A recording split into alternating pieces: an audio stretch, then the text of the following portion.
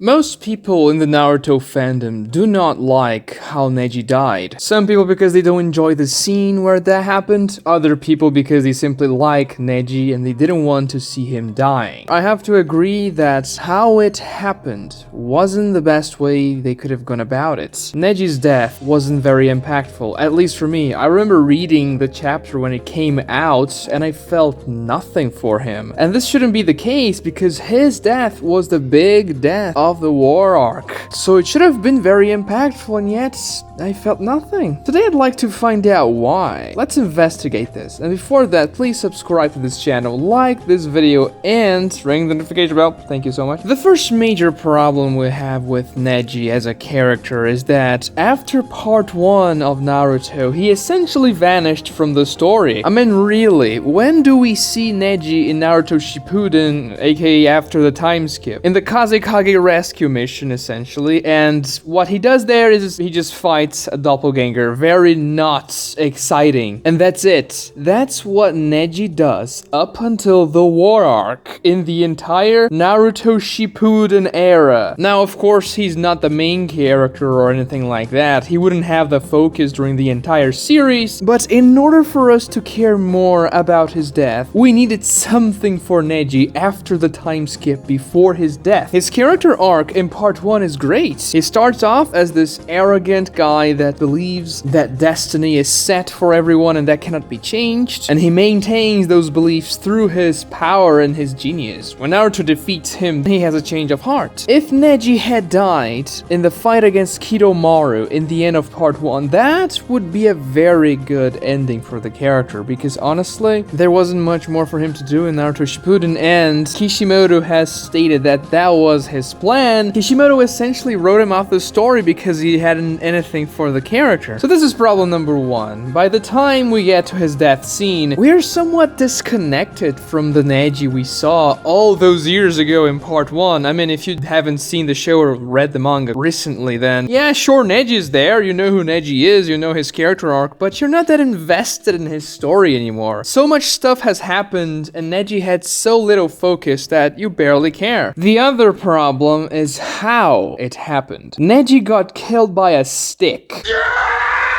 Now sure, it was a wood style launched by the Ten Tails, so you could argue it's a pretty powerful attack. However, it was a stick nonetheless, and it looks pretty ridiculous when he dies to that. It's a meme. Everyone knows the meme. Who would win, the strongest Hyuga or a stick? That doesn't really help Neji a lot here. Besides, just before Neji was killed by it, we saw Hyugas shooting air palms at the sticks and destroying them, so why would Neji have to sacrifice himself to save Hinata, who was trying to save Naruto? Just launch another air palm. Guys, use your brain. We also saw the Hyuga rotation easily stopping that wood style launched by the Ten Tails. So Neji could have just jumped, just like he did in the original, but instead of taking it in his chest, he could have initiated a rotation and simply stop it from killing anyone. The rotations work mid-air, so it's not a problem for Neji. He would just have to spin mid-air. And this wouldn't be an issue, man. Neji is better than just getting destroyed by a stick. And sure, you could say Neji's rotation was being overwhelmed in that scene, but still, it's better than just taking the hit. Use the rotation to just block that one stick. The death was absolutely contrived. There were a lot of ways to make the death feel a little bit more earned in a way that makes more sense and that is more respectful to the character, because Neji is supposed to be a powerful guy, and the way he dies is honestly probably the worst death in the entire series. It makes him look really, really weak. The concept of Neji dying in the War Arc, saving Hinata, who was trying to save Naruto, I don't have a problem with that. That is fine. It closes the character arc. Neji started off hating the main family of the Hyuga clan, and also hating Hinata by proxy, essentially. He saw Hinata as an unworthy child of the Hyuga clan, and he thought that Hinata's father usurped his own father. He didn't think that was fair, and he could not understand his own father who sacrificed his life for the main family. But then, in Neji Neji's death moment, he understood that his father chose to die a free man, making his own choice. And that's exactly what Neji does. He sacrifices himself to save another member of the main family of the Hyuga clan, and also saving Naruto to a certain extent. After that, we even have the bird theme with the entire alliance attacking the Ten Tails, and their formation looks like a bird. The bird symbolizes Neji, the cage. Neji was imprisoned by the Hyuga clan and his beliefs about destiny. And then when he loses to Naruto, he looks up to the sky and he sees the birds flying, representing how he was liberated by Naruto. Another representation of Neji's cage is the seal that was put on his forehead. It's quite literally a prison to the main family of the Hyuga clan. Everyone who has that seal is at their complete and utter mercy. So it really symbolizes how Neji was stuck to his own destiny, of how he's never had any choice. He was born in the branch family and there was nothing he could do about it. When he dies, the sealing mark vanishes, symbolizing that he's been finally freed, as he understands why his father did what he did, because he got the exact same sentiment and died in a very similar circumstance. Neji's death doesn't serve only to close Neji's character arc, which would have obviously been much more satisfying had Neji had more development during Naruto Shippuden, but it also serves to give Naruto further motivation and to highlight Naruto's, and to a certain extent the entire alliance's philosophy against Obito's philosophy. Naruto intends to preserve life and to preserve the world as is, while Obito doesn't care. He is killing everyone he has to attain his goals, and this will test Naruto's will. A test that Naruto passes by stating that Neji's will remains with us and isn't dead. Neji's death also served to show the horrors of war, because honestly, if we see a billion of those extras getting killed by the jutsus that Obito and Madara are throwing, nobody cares at all. But when you kill a named character, and you could argue an important character, then the audience cares much more about it. And then you're gonna think, oh, okay, this is a war, people are actually dying. And honestly, many more named important characters should have died in the war arc, because it was 500 chapters long and it's a war. So you would expect things like that to happen, but still, Neji is what we got. Neji's type of death, which is a straight up sacrifice, is pretty common in Naruto. It's actually a theme. Remember Asuma dying using the silver strategy, sacrificing his piece in the shogi board? That's what a lot of the characters do. They sacrifice themselves so that the next generation, the king, quote unquote, can grow and surpass them eventually. Neji is a little bit different because Neji wasn't from an older generation. He was from Naruto's generation, and yet he still sacrifices himself, but the message is the same. The problem is that the execution was done poorly. If you compare his death to Jiraiya, for instance, who died against pain, someone we thought was a god by the time he was introduced, and he sacrificed himself gathering information so that Naruto could eventually defeat him and bring Nagato back to the light, saving the entire village in the process, you can see that was a worthy sacrifice. When Hiruzen sacrificed himself, sealing Orochimaru's arms and not allowing him to use the Edo Tensei anymore, that was a worthy death as well, because Orochimaru was really scary and the Reaper Death Seal was a very powerful jutsu that makes sense that you would have to sacrifice yourself for. Same thing for Minato, but this time he is sealing the Nine Tails. He believes that keeping the Nine Tails in the village is more valuable than his own life as the fourth Hokage, and therefore he chooses to put the Nine Tails inside of Naruto, sacrificing himself in the process, believing that Naruto will one day master the Nine Tails' chakra. And honestly, I could go on and on. The problem with Neji's death